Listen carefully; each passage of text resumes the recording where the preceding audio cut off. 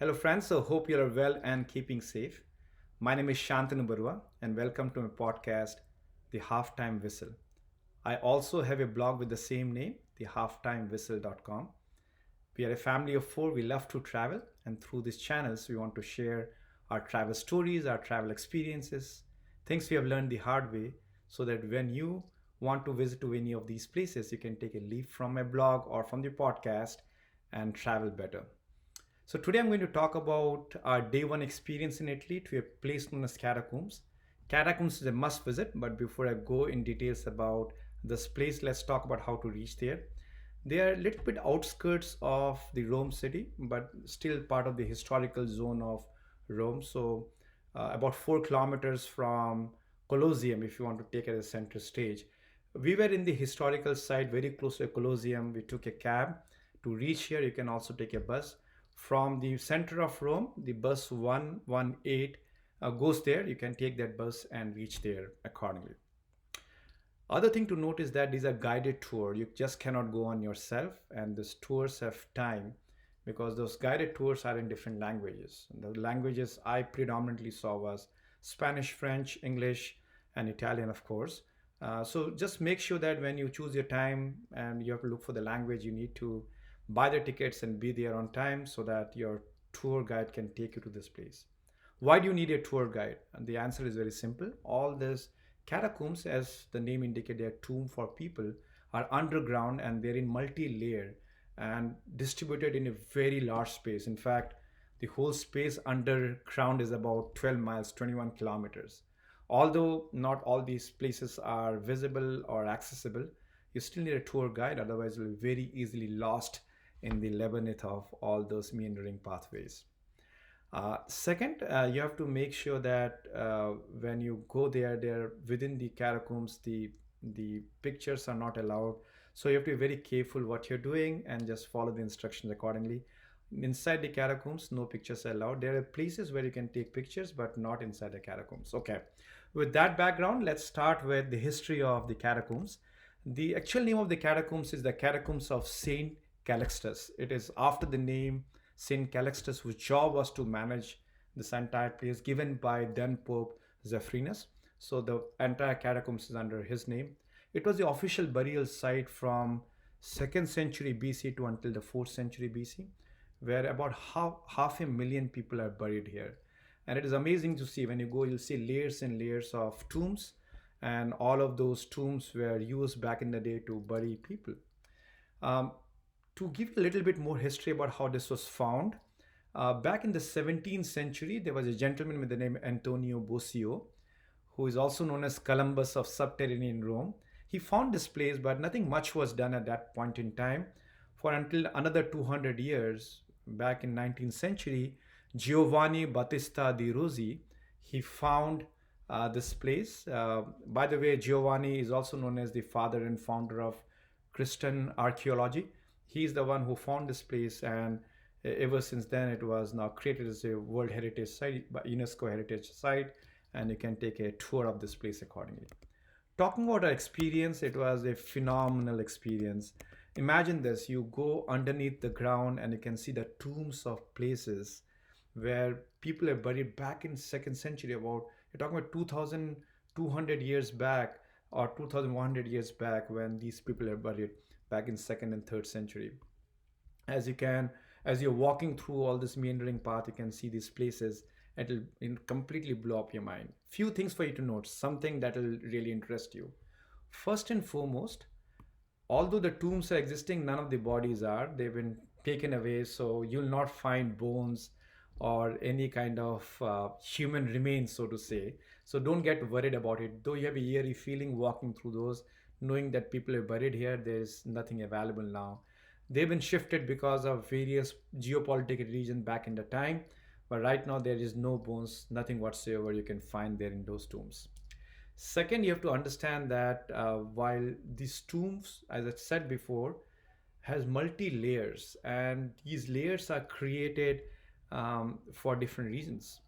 You first and foremost, money was speaking at that time as well. As a family, I can buy a space in the catacombs by saying that all of my family member can be buried here. So you'll find zones and rooms where 50 maybe family members are buried together over a period of time. As they died, they were brought together. You'll find places for babies. The high mortality rate was there, right? So you'll find people dying at young age. You can see by the shape and size of the tombs accordingly. Second, 16 popes are buried here, and again you'll see grandeur appearances of those rooms where the guide will call out for. But then it was a place for common people burial as well. So you'll see them; they are all scattered around the place. So it's amazing to see how things have happened over a period of time.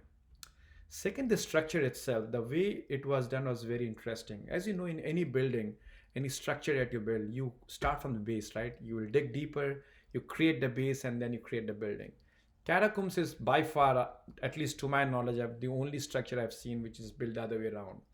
There is no base whatsoever was built. It was the burial happened from the first layer, it comes down to the next layer, almost up to 4 layers. And the reason it was done this way is that if you see the ground around, there is a material tufa, which was the material found on the ground. Tufa has a very unique property. It is very soft when you dig, and but when you the burial is done, it becomes harder over a period of time. So what the people is to do is back in the days to dig the space. They'll bury the person. They'll again dig deeper, so it'll come from the ground to the bottom, and hence it is all underground accordingly. So that's very interesting thing to learn. And what also dazzled me quite is that what the guide told me is that sunshine or rain, the temperature inside the catacombs always remained at 15 degrees centigrade, which is not pretty warm, but in 60s, if in Fahrenheit, and it is a very pleasant atmosphere there as you walk around. It'll never dip below 15, never go above 15. So that's another thing that we have learned overall. I would highly recommend the catacombs to see the sheer experience of the planning of the Roman people back in the day, and the talk of the money, the thought of burying together, the the mass burial of people together in a family. To see the 16 Pope burial structure was surreal. Uh, at the end, as we were walking out, there were two glass structure where we at least saw some human remain, a couple of bones we could see. You'll see that everything is evaporated over a period of time because it's 2000-year old, right? Even bones will not survive during uh, for such a long period of time. But you can see that there's some human remains. They're still there from someone back in second and third century. So that was catacombs to you. I sincerely believe that if you visit there, you will totally enjoy it, and hopefully this video will give you some aspect of what to expect when you go to catacombs. During our first stay in Rome, there are two more places we visited, which has great historical significance and worth mentioning. Both are cathedrals located in the heart of Rome. The first one we visited was the Saint Clement Basilica. It was evening 4:30 when we reached. The sun was setting down, and under the hues of the evening sky, the cathedral looked majestic. We instantly fell in love with the place. As we entered, we loved the place for many more reasons as well. First, being it has history dated back to 1st century AD. During that particular period of time, it was not even a basilica, it was a Mitherium temple. Around 5th century AD, when the church was built, Christianity became more popular amongst the Romans. Pagan cult was declared illegal, and I'm presuming the temple was brought down and the basilica was stood. Later, during excavation, they found remnants of the temple, which you can take a self-guided tour, which we did that, and I highly recommend it.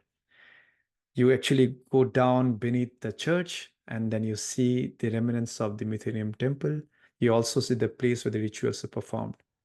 Beside that, you can also walk around and see Roman quarters. And what intrigued me was every quarter had running spring water.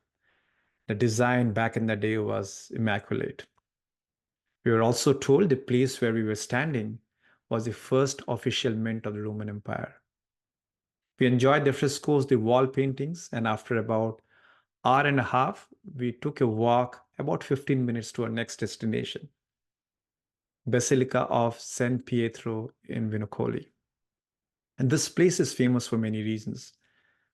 First being it has the official tomb of Pope Julius II. Beside that, you can Also see the Michelangelo's famous statue of Moses. There's a history behind the statue of Moses. If you see the statue, you'll see that Michelangelo's creation is intriguing. Moses is looking sideways and he looked very angry. And reason he's angry is because, by the way, he's holding the law of tablet, because when he returned, he still saw the Israelites were praying to the pagan god, pagan cult. So you can see that entire statue, and also history says that this was part of the 47 different statue that Pope Julius II commissioned to be placed on his tomb. Beyond the statue of Moses, there are other things also that you can enjoy in the church. This church was built on 5th century AD. The entire place is designed with frescoes and wall paintings, and ceilings are beautiful to watch. The church is also known as a place where they aspire to have the chain culture being followed and taken through. There's a history behind the chain, and you can see the chain under the altar. The history says that the two parts of the chain were brought by two different people, one by the mother of the person who built the church, Elia Idisa. She brought the chain, and the other part of the chain was brought by Pope Leo. And it is says that when the chain were brought, the half part of the chain were brought together, they fused to become one chain, which is showing unity, showing that how cultures come together and people live to thrive together in unity. You can see the chain under the altar. That was another very interesting thing that we saw in the church. I must tell you that we didn't go with any expectation in the church. And as we are walking in, we saw a person who offered us to be his guide. He was part of an NGO and promoting Christianity, and he didn't charge us any money. He said, if you want to give a donation, you can give a donation to the church, but I will walk you through. I must tell you, he was enthusiastic. His English was not great, but he did a great job explaining what I'm telling you now about the Moses, about the chain, and about the culture the cathedral follows. We truly, truly enjoyed both the cathedrals. If you're in Rome next time, beside the catacombs, which I spoke about in my last video, please do not forget to visit the churches. Thank you again for listening. I will walk you through day 2 very soon, and hopefully you will like what you hear. Take care. Bye now.